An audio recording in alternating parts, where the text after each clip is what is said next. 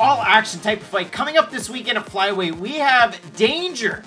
Matt Schnell, it's not Gina Mazany, taking on Rogerio Bontorin. And Matt, I love this fight. There are a couple of people out there in the DMs at Fight Night Picks. Hey guys, early pick. You haven't done any tape study. Who are you going with? Well, I hate responding to those because if you're wrong, then you look like a total tool. But really, I look at this fight. This is one of the hardest fights to predict all weekend because for Bontorin, what does the guy do well?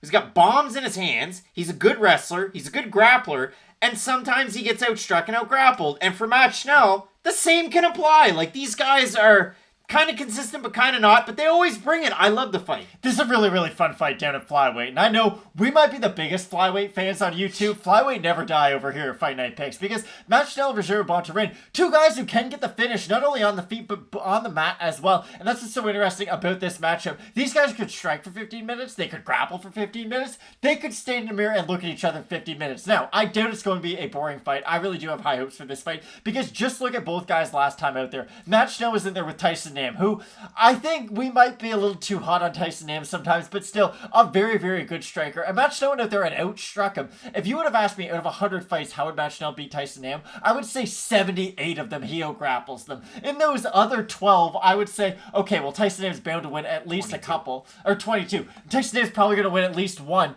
And then out of the few, I would say maybe Matt Schnell outstrikes him, but the fact that Schnell was able to not only outstrike him, but just work behind the jab and just look so fundamentally sound on the feet was a really nice thing to see out of Matt Schnell's camp. Because for Schnell, I knew how good he was in grappling. I knew he had decent power on the feet, but I never saw the confidence on the feet, and mainly every time he got hit on the feet too, he would get wobbled. But in that Tyson Nam fight, well, his chin looked good. He got hit clean by a guy who is known for putting guys out at that division, and his striking looked great. So I do think Matt Schnell is one of those fighters, and I'll be honest, I had a bad read on him early on, and I do think he has made those improvements ever since. Because Schnell, earlier on in his career, he was a little bit green. He was great at jiu-jitsu, but that was about it. But I do think we've seen a fighter who's definitely made those improvements ever since, and that's just a great thing to see because there's so many fighters who we harp on. Listen, you see the same version of them in their first UFC fight to the last UFC fight. I do think Schnell's a fighter who's definitely improved fight over fight over fight. The thing that scares you with Matt Schnell is the finish losses. Rob Font, Hector Sandoval,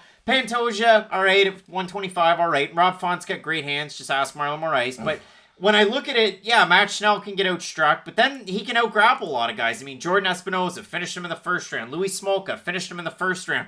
Beat Naoki Inoue, a guy that I'd like to see back in the UFC. He only had a few fights, and then it was like, all right, see you later. But he'd be a great guy to have back. And then Marco Beltran, he was able to beat by decision. He was on The Ultimate Fighter Season 24. The weird thing for Schnell, ATT guy on a lot of the internet, but now he's training at Fortis MMA, a lot with Aaron Phillips, and I think Phillips is a good guy to train with, especially for the stand-up. You're really going to mix it up. Getting ready for a guy like Nam, that's the perfect guy to have in your corner to get ready for. For Bontorin, maybe not coming out of the biggest name gym that you've ever seen, Gil Ribeiro Gym, but you look at the wins. Let's focus on those. So he comes in on Contender Series, and hey, are Contender Series fighters always the best? Sometimes they are. Right now they're not, but he beat Gustavo Gabriel, who was, 13-0.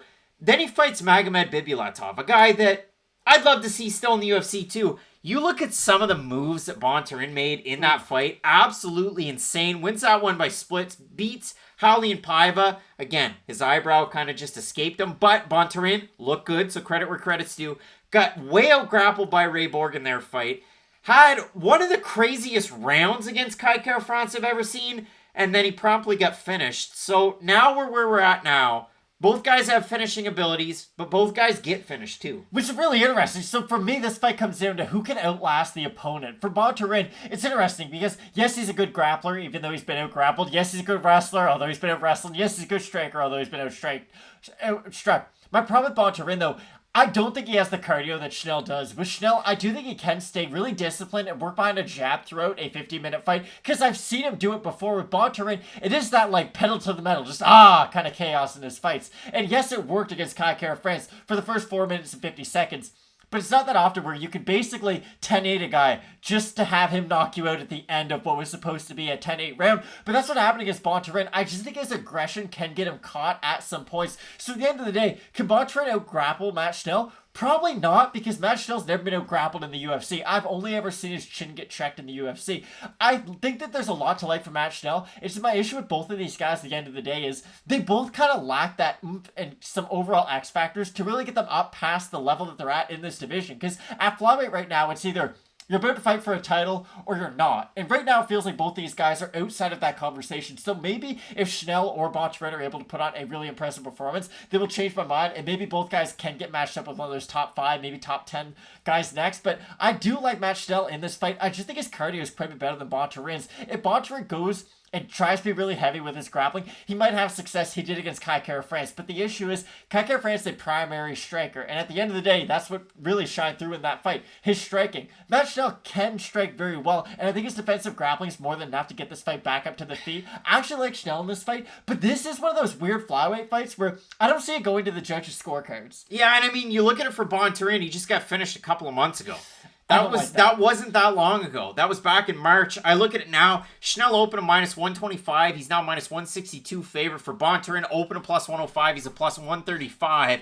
And over on Tapology, 924 total votes, 83% going with Schnell. And there are a majority for Schnell having to win by decision. It's about 80%. For Bontorin, 31% by submission, 14% by knockout. But yeah, I like Schnell in this fight again. Stick on the jab, defend a few of the early takedowns, and let's see what happens. But we're really cooking with gas in this fight. We are. Now, I will throw this caveat in. If Bontorin catches him with a big shot early on, he can put him down. Because, again, we have seen Schnell get hurt. Now, a lot of the time, he is one of those fighters who gets slightly trigger happy with his hands. If he's having a lot of success, he will bring his hands in a little bit and he can get caught with the counter. I just don't know if Bontorin's that guy to hit him with the counter. So I agree with you. I like Matt Schnell. Love the fight. Both of us going with Louisiana's own Matt Schnell to get the win. Can't wait for the card. We got some great fights at lightweight. Ferguson, Dariush, and then you have Chandler and Oliveira for the belt. So you're going to want to keep it locked in with Fight Night Picks, as we always say. Let's get into it.